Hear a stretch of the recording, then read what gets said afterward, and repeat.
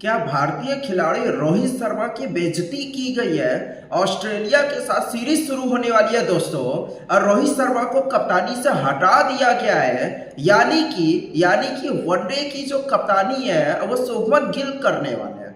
शुभमन गिल ने भी ऐलान कर दिया है कि मेरे लिए यह गर्व की बात है कि मैं उस टीम की कप्तानी करूंगा जिस टीम की कप्तानी रोहित शर्मा किया करते थे। लेकिन बड़ा सवाल ये है कि क्या आपको नहीं लगता कि रोहित शर्मा को अच्छे तरीके से विदाई दी जानी चाहिए? क्या उनका फेयरवेल और अच्छे तरीके से किया जाना चाहिए बतौर कप्तान? क्योंकि अब रोहित शर्मा नहीं, शुभमन गिल भारतीय वनडे टीम की कप्तानी करने वाले हैं। क्या इसके पीछे किसी की राजनीति है? क्या इसके पीछे गौतम गंभीर की राजनीति आप मान सकते हो? क्योंकि गौतम गंभीर पूर्व भारतीय जनता पार्टी सांसद गौतम गंभीर वो शख्स जो भारत का एक महान खिलाड़ी हुआ करता था, लेकिन उन्होंने अपने गुस्से की वजह से, अपनी जिद की वजह से और कई बार बदतमीजियों की वजह से गौतम गंभीर एक सामान्य खिलाड़ी बनकर रह गए। और लोगों ने उनको पसंद, जितना उनका परफॉर्मेंस पहले था उस हिसाब से आधा भी नहीं किया। लेकिन हाँ, ये वही मतलब गौतम गंभीर भारतीय जनता पार्टी का सांसद बने, लिहाजा आज की तारीख में भारतीय क्रिकेट टीम में ये आदमी सबसे ज़्यादा ताकतवर आदमी है। गौतम गंभीर वो आदमी है जो इससे पहले महेंद्र सिंह धोनी, विराट कोहली और रोहित शर्मा सबके बारे में कुछ बुरा भला या फिर कुछ ना कुछ विवाद वाली बातें का बयान दे चुके हैं। इन सभी के साथ इनकी बहस होते रहती है। विराट कोहली को लेकर के तो इनके मन में अलग ही लेवल की नफरत है, और क्या ही कहा जाए। मैं आज बस एक ही सवाल पूछना चाहता हूं पूरे के पूरे बीसीसीआई से, गौतम गंभीर से, क्या रोहित शर्मा को सही तरीके से विदाई नहीं दी जानी चाहिए थी? ये वो कप्तान है जिन्होंने हमें चैंपियंस ट्रॉफी जिताई, T20 का वर्ल्ड कप जिताया। मैं मान रहा हूँ कि रोहित शर्मा की जो उम्र है वो काफ़ी हो गई है, 38 साल के हो गए हैं। और अगर 2027 का जो विश्व कप है होने वाला है, 2027 का जो विश्व कप होने वाला है, उस समय रोहित शर्मा की जो उम्र हो जाएगी वो हो जाएगी 41 साल की, जो कि काफ़ी ज़्यादा है। लेकिन ये भी हो सकता है कि वो इससे पहले ही संन्यास ले। मगर क्या आपको नहीं लगता कि कम से कम ऑस्ट्रेलिया की सीरीज में वो बतौर कप्तान खेलते हैं और सही तरीके से उन्हें यहां से विदाई यानी कि फेयरवेल दी जानी चाहिए थी? आज कुछ पुराने जो प्लेयर्स हैं वो सवाल उठा रहे हैं कि ऐसा क्यों। सबसे बड़ी बात कि गौतम गंभीर उनके आने के बाद से अपना जो भारतीय क्रिकेट टीम को लेकर के एक चलन था ना, वो धीरे धीरे पूरी तरीके से खत्म हो गया है। जहां पहले क्रिकेटर्स को सम्मान दिया जाता था, जहां पहले उन्हें सही तरीके से फेयरवेल दी जाती थी, क्या ये आदमी यानी कि गौतम गंभीर प्लेयर्स के साथ अपनी खलस को निकाल रहे हैं?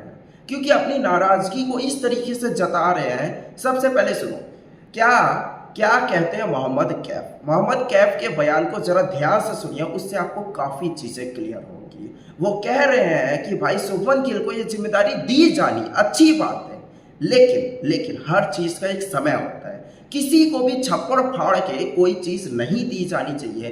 पहले टेस्ट मैच की कप्तानी, फिर उसके बाद 50 ओवर के मैचेस की लाइन से उनको छप्पड़ फाड़ के चीजें देते चले जा रहे हैं। और सबसे बड़ी बात, इसके जरिए कहीं ना कहीं रोहित शर्मा का अपमान किया जा रहा है। सुनिए क्या कह रहे हैं मोहम्मद कैफ। रोहित शर्मा ने हिंदुस्तान को 16 साल दिए और हम उनको 1 साल नहीं दे पाए बतौर कैप्टन।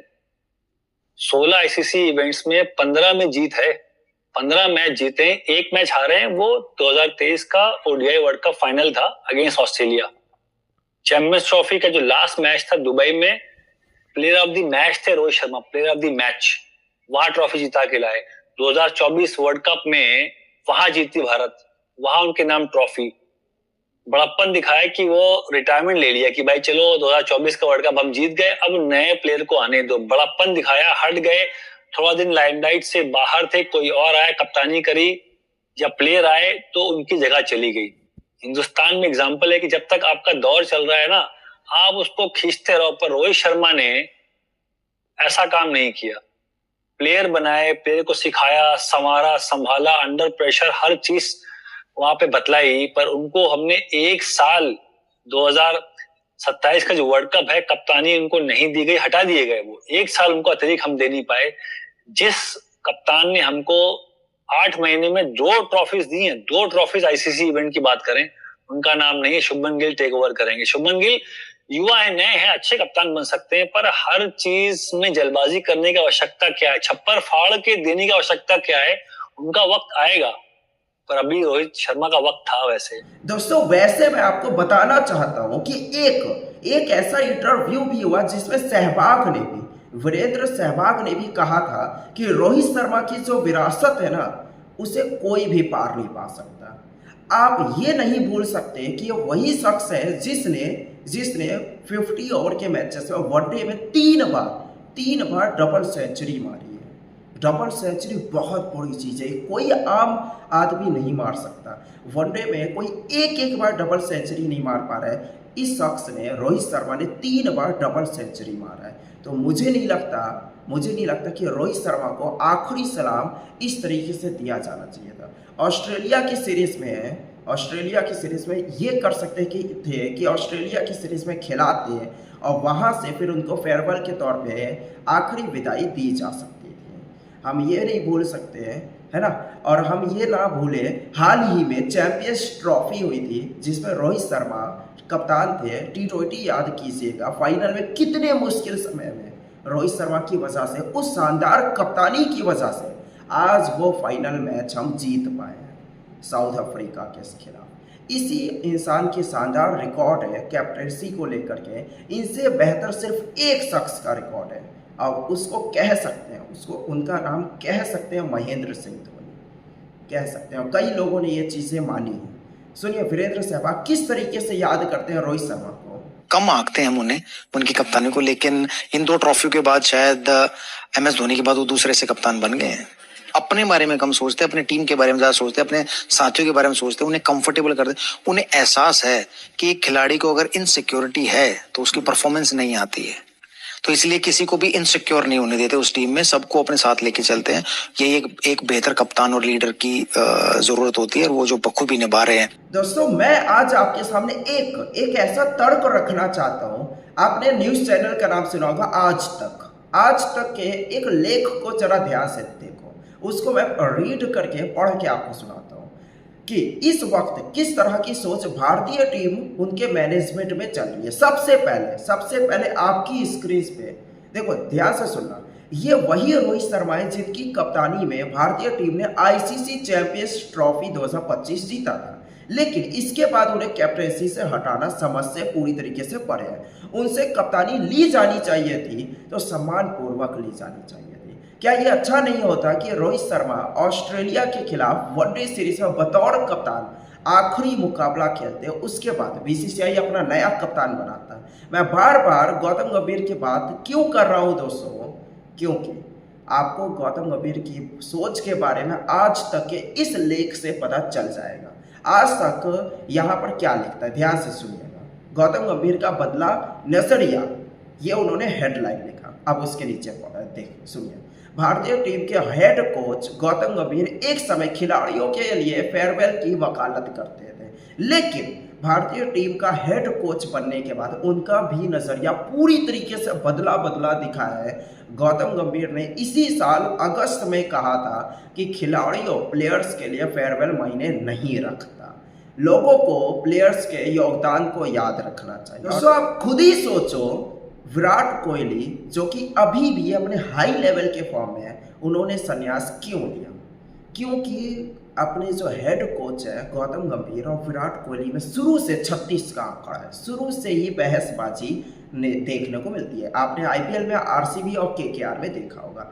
खुद ही सोचो, इनके आते ही विराट कोहली का संन्यास T20 से, तो टेस्ट सीरीज में भी क्यों नहीं खेल रहे, 20 ओवर के मैचेस में भी क्यों नहीं खेल रहे विराट कोहली में? क्या पहले जैसा प्लेयर बाकी नहीं रहा? ये सवाल पूछा जाना चाहिए। सबसे बड़ी बात, गौतम गंभीर के नेतृत्व में हमारी टीम का क्या होता जा रहा है? वो टीम जो कि राजनीति से, पॉलिटिक्स से बिल्कुल ही परे थी। जी हाँ, पॉलिटिक्स से बिल्कुल ही परे, लेकिन अब जो लग रहा है ना, वो लग रहा है कि बीजेपी की जो राजनीति है उसका ही हिस्सा अपनी भारतीय टीम भी बनते जा रही है। मैं ऐसा क्यों कह रहा हूँ? याद कीजिए, जब हमने एशिया कप फाइनल में पाकिस्तान को हराया था, तब अपने देश के प्रधानमंत्री नरेंद्र मोदी का एक बयान सबके सामने आया, जिसमें उन्होंने एशिया कप में पाकिस्तान के खिलाफ जो जीत हासिल हुई थी ना, उसकी तुलना अपने ऑपरेशन सिंदूर से कर दी थी। आप खुद ही सोचो, ऑपरेशन सिंदूर एक अलग चीज़ है जो कि हमारे जो सैनिक है उनके तरफ से है, और मैच जो है ना, मैच जो है वो प्लेयर्स के ऊपर रहता है। आप खुद ही सोचो, क्या हमारे सैनिकों की जो कंपैरिजन है वो प्लेयर से करना चाहिए? अपनी जो भारतीय टीम है ना क्रिकेट की, वो कई बार पाकिस्तान से हारी है। मैं ये नहीं कहूँगा कि ज़्यादातर बार हारी, हाँ, लेकिन हारी जरूर है। लेकिन आप खुद सोचो, क्या हमारा भारत देश कभी भी पाकिस्तान से हारा है? कभी ऐसा नहीं हुआ।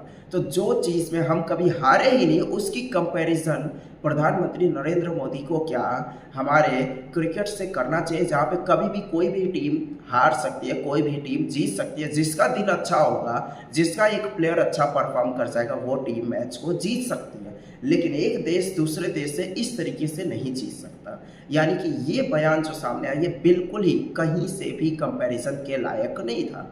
तो ये चीज़ें भी काफ़ी जायज़ देखने को नहीं मिली। और प्रधानमंत्री नरेंद्र मोदी के इस बयान को लेकर मुझे प्रॉब्लम ये भी है कि नरेंद्र मोदी ये भूल गए कि पहलगाम में जो लोग शहीद हुए थे, उनके रिश्तेदार लगातार कह रहे थे कि पाकिस्तान के साथ कोई मैच मत खेलो। सभी ने बॉयकॉट किया, लोगों ने इतना बॉयकॉट किया, लेकिन क्योंकि आईसीसी के प्रमुख जो है ना वो जैसा है, और जैसा कौन है? गृह मंत्री के बेटे हैं।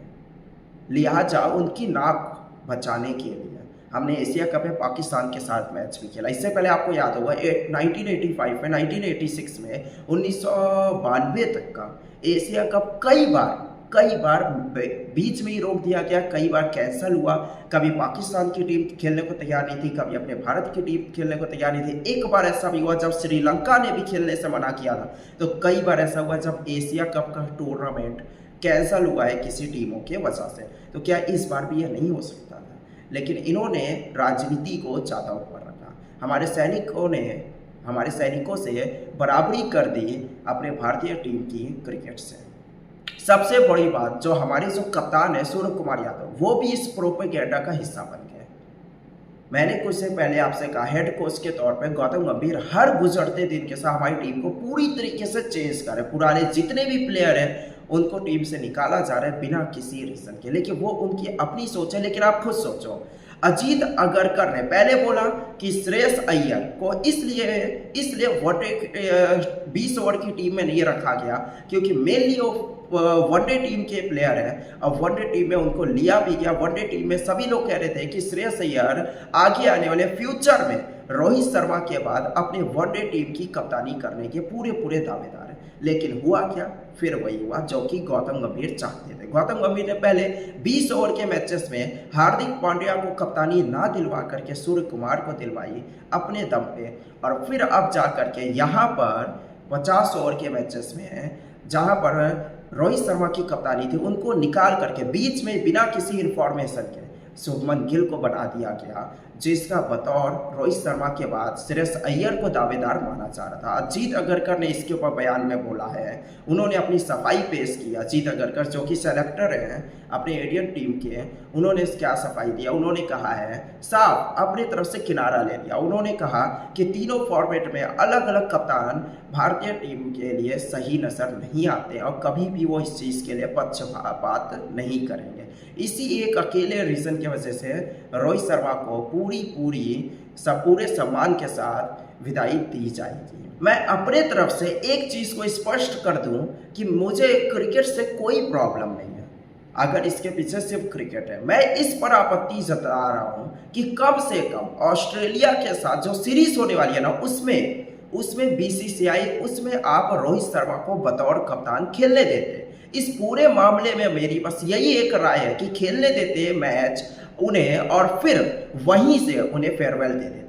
ये जो ऑस्ट्रेलिया की सीरीज है ना, वहीं से रोहित शर्मा से बातचीत करते हैं। अब देखिए, बीसीसीआई ने ये बयान दे दिया है और इस बयान में उन्होंने एक तरीके से फेयरवेल दे दिया है रोहित शर्मा के लिए। वहाँ पे उन्होंने शो कर दिया, एक फोटो लगा दिया, लेजेंड बोल दिया और दे दिया कि 56 मैच खेले इस लेजेंड ने, 42 मैच जीता है और इस लेजेंड को यहाँ पे से ही विदाई तो यानी कि इतना छोटा सा विदाई, इससे अच्छा ऑस्ट्रेलिया की जो एक सीरीज है यहाँ पर रोहित शर्मा को बतौर कप्तान खिला करके यहाँ से विदाई फेयरवेल दिया जाना चाहिए था मेरे हिसाब से। आपकी इसके ऊपर क्या राय है कमेंट करके बताओ। चैनल पे पहली बार आए हो, नए आए हो, चैनल को सब्सक्राइब करो। यहाँ पे आपको सबसे सटीक और सबसे खुल के न्यूज़ मिलेगी, तो चैनल को सब्सक्राइब जरूर कर लेना। काफ़ी मेहनत से एक एक वीडियोस बन रही है, तो चैनल को सब्सक्राइब करना मत भूलना।